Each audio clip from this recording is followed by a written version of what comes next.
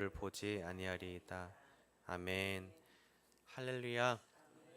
오늘 하루도 하나님을 예배하시고 경배하시는 신앙하시기를 주님 이름으로 축복합니다.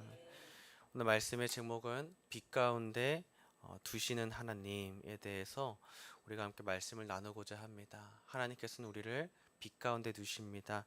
오늘 하루 가운데에 우리를 빛 가운데 두시는 하나님의 은혜 가운데 사시는 여러분 되시기를 주님의 이름으로 축복합니다. 오늘 말씀은 이제 10가지 재앙 중에 벌써 8번째, 9번째까지 왔습니다. 이제 그래서 10번째 재앙까지 오면 드디어 그 유명한 이제 6월절의 이야기가 나오는 장면이 되겠죠. 이 10가지 재앙들을 벌써 이렇게 쭉 보면서 느낀 점은 하나님이 참 무섭다라는 것입니다. 하나님께서 작정하셨을 때에는 정말 그것이 가차없이 진행이 되시는구나, 이런 생각을 좀 하면서 하나님의 권능이 참 무서우시다라는 생각을 좀 하게 됩니다. 그 하나님께서 재앙들을 통해서 깨닫게 하시고 또 심판하실 때에는 하늘도 또 해도 또 자연들도 피조물들도 하나님께서 사용하시더라라는 것을 말씀을 통해서 보게 되면서 그 모든 것들이 하나님의 주권 아래에 있다라는 것을 생각해 보게 되는 것이죠. 이 모든 것들이 하나님이 창조하신 것들입니다. 하나님이 만드신 것들이 하나님께 쓰임을 받는데 어떻게 쓰임을 받느냐? 이 10가지 재앙 중에서 하나님이 창조하신 것들은 하나님이 그 사람들을 회개하게 하시고 또 깨닫게 하시게, 또 그리고 온 땅이 여호와의 이름을 증거하시기 위하여서 이 하나님이 창조하신 것들이 사용되었다라는 것입니다. 그러니까 피조물도 그렇고 해도 그렇고 또 우박도 그렇고 이런 천지자연들, 우리가 감히 어떻게 손댈 수 없는 이런 것들이 하나님께서 어떤 사람들을 깨닫게 하시고 회개하게 하시고 하나님의 은혜를 나타내게 하시고 여호와의 크심을 증거하시는 데 있어서 하나님 만드신 것들이 충실하게 사용되고 있다라는 것이죠. 자, 이런 모습들을 보면서 이제 그런 생각을 계속 갖게 됩니다. 나는 하나님을 섬기는 백성이 되어야겠다. 하나님의 구별된 백성이 되고 싶다라는 마음입니다. 이제 우리의 마음에 이런 소원함이 있더라도 그것이 쉽진 않겠지만 그 소원함을 통하여서 하나님께서 믿는 믿음을 부어주시고 성령 충만함으로 우리를 인도하실 줄 믿습니다. 우리가 하나님을 섬기는 백성이 되는 것이 참 중요합니다. 그러나 우리 신앙생활을 하다 보면 내 마음으로 온전히 기울이는 것은 참 어렵다는 것을 수도 없이 많이 깨닫게 되는데요. 하나님을 섬기는 신앙에 대해서 모세는 이렇게 말을 했습니다. 신명기 6장에 보면요, 6장 5절 말씀에 너는 마음을 다하고 성품을 다하고 힘을 다하여서 내 하나님 여호와를 사랑하라 라고 이렇게 말을 했습니다. 이 모세는 후대인들에게 이렇게 말을 합니다. 하나님을 사랑하는데 마음을 다하고 뜻을 다하고 힘을 다해서 사랑해라. 모세가 그동안 살아왔었던 신앙 가운데에서가 이런 신앙을 했던 겁니다. 마음을 다하고 힘을 다하고 뜻을 다해서 하나님을 사랑하는 신앙을 했던 것이고 그 신앙이 하나님을 섬기는 신앙이었던 것이죠. 이 10가지 재앙을 통해서 우리가 볼 수 있는 것, 하나님을 섬기는 신앙을 하고 싶다라고 했을 때 우리는 마땅히 이 마음을 다해서 사랑하는 신앙을 해야 되겠습니다.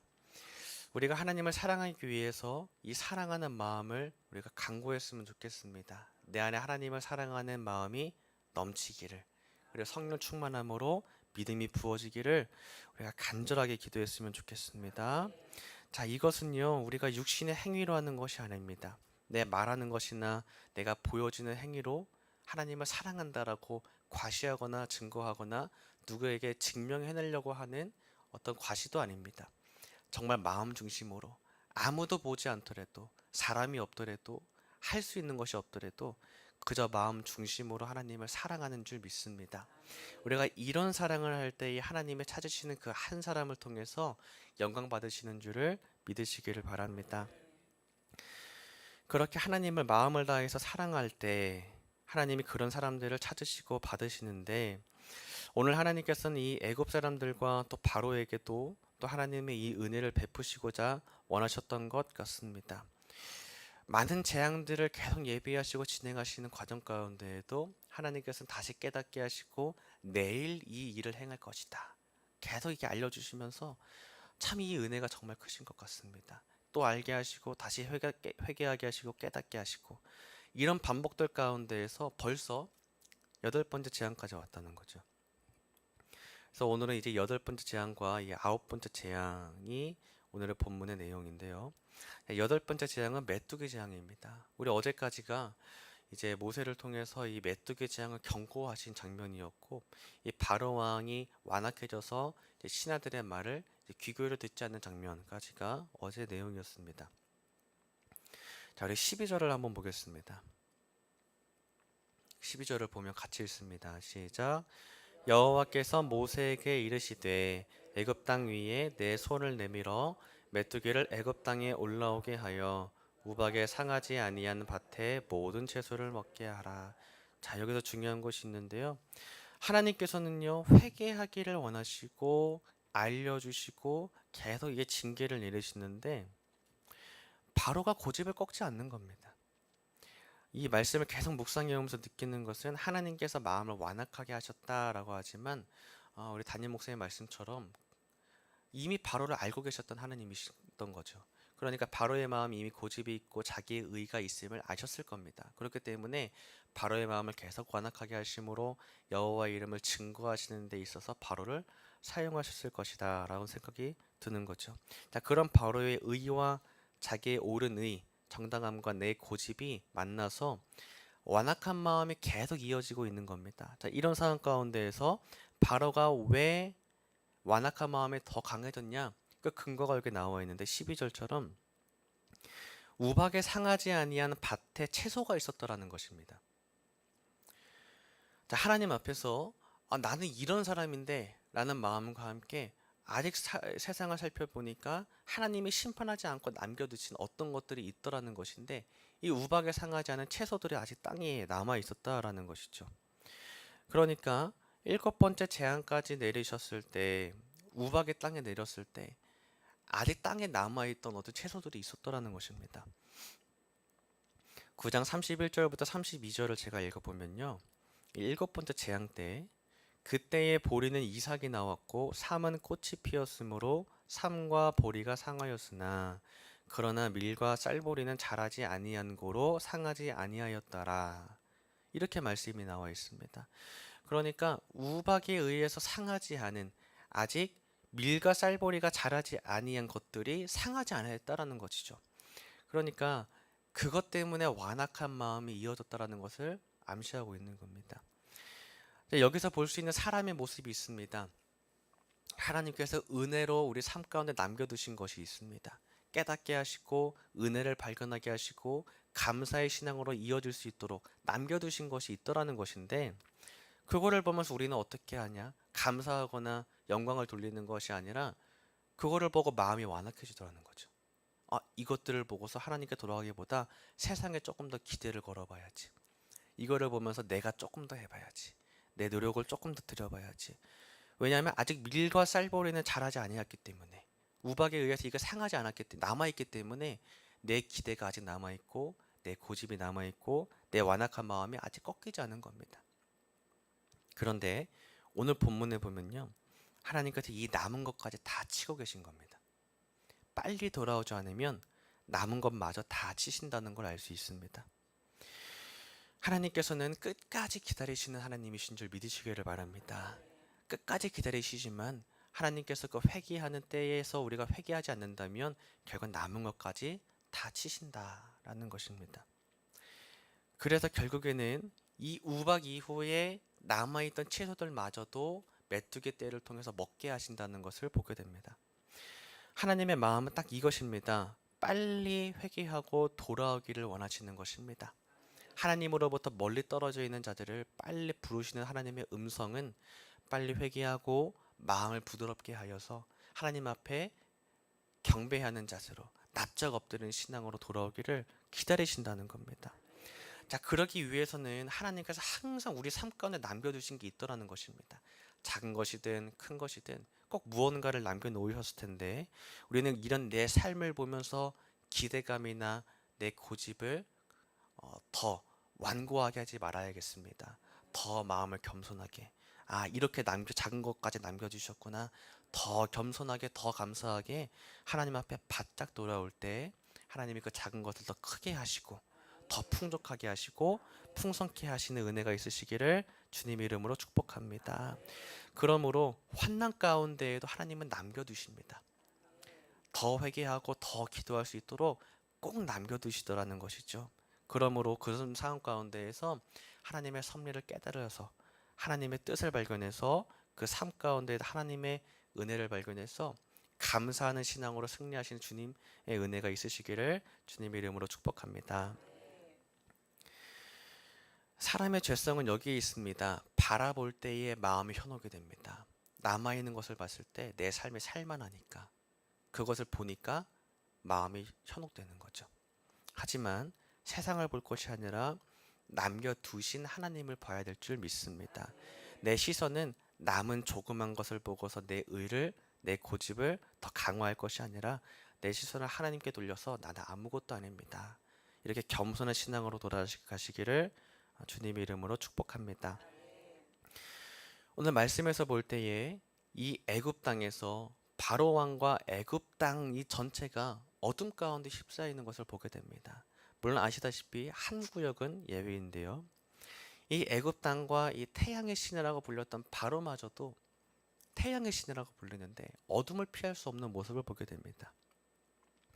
당시에 이 바로 왕은 아주 큰 권위자였기 때문에 많은 사람들에게 권위와 이 명령에 있어서는 아주 큰 힘이 있었던 사람이었는데 이 태양신과 같은 자의 바로 왕의 체면이 말이 아닌 겁니다.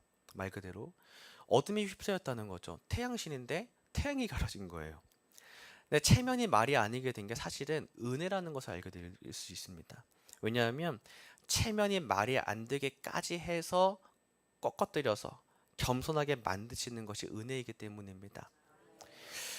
참 안타깝게도 이 말씀 배경 가운데 바로는 마음을 더 완악하게 해서 회개하지 않습니다. 자, 빨리 돌아와서 나를 낮추는 것이 은혜인 줄 믿으시기를 바랍니다.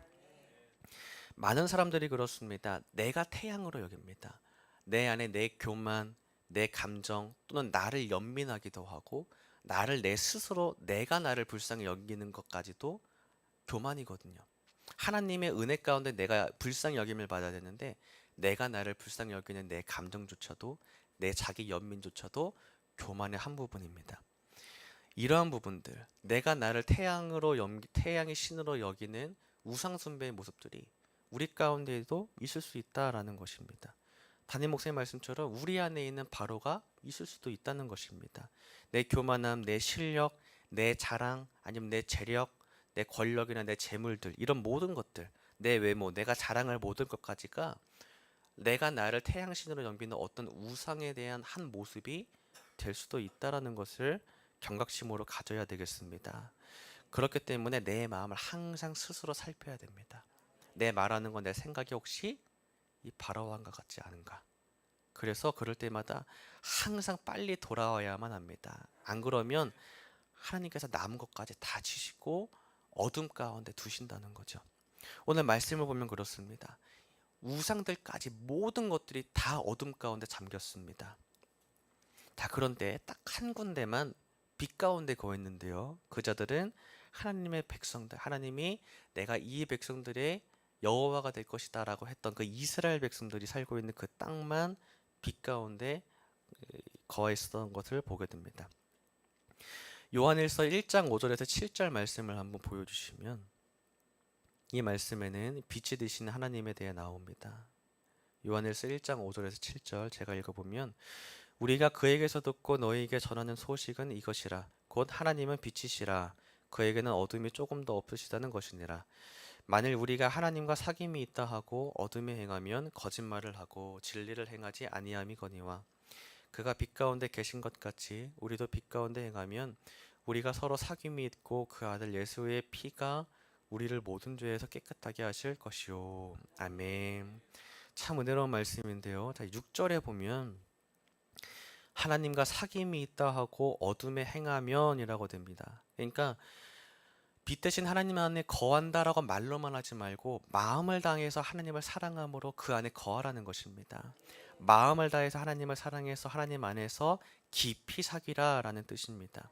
7절 말씀을 보면 우리가 이 빛 가운데에서 하나님과 사귐이 있고 빛 가운데 살 수 있는 거할 수 있는 유일한 근거가 무엇이냐? 아들 예수의 피라는 것입니다.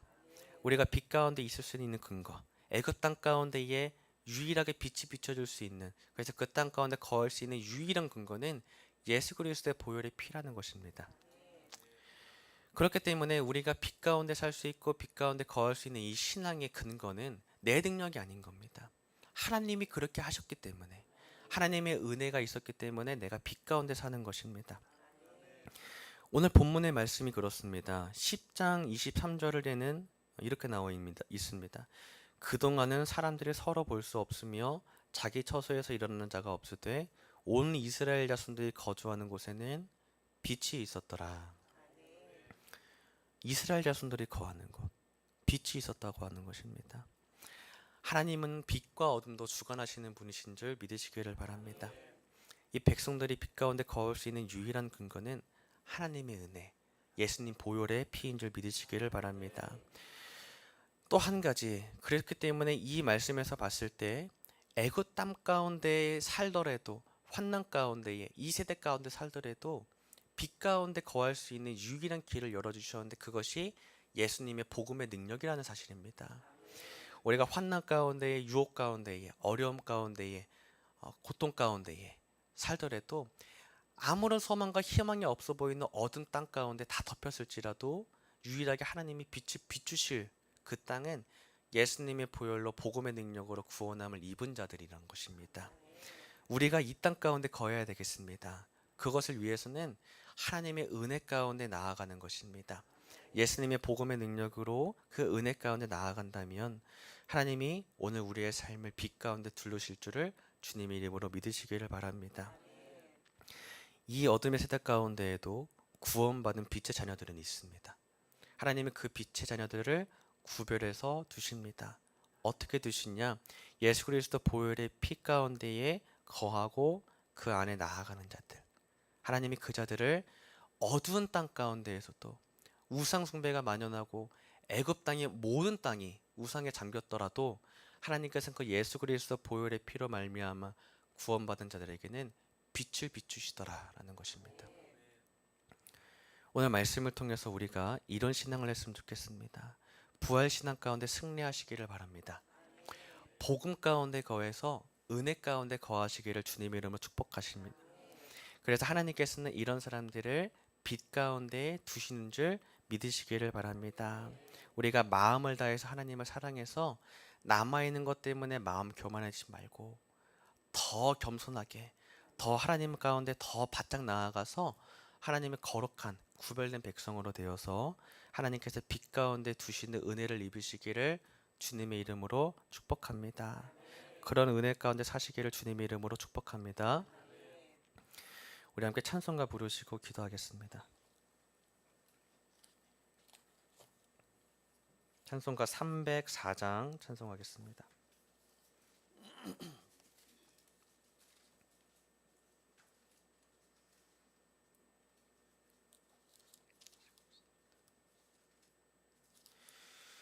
우리 찬송가 부르시기 전에 부활신앙 및 교회 부흥을 위한 기도 제목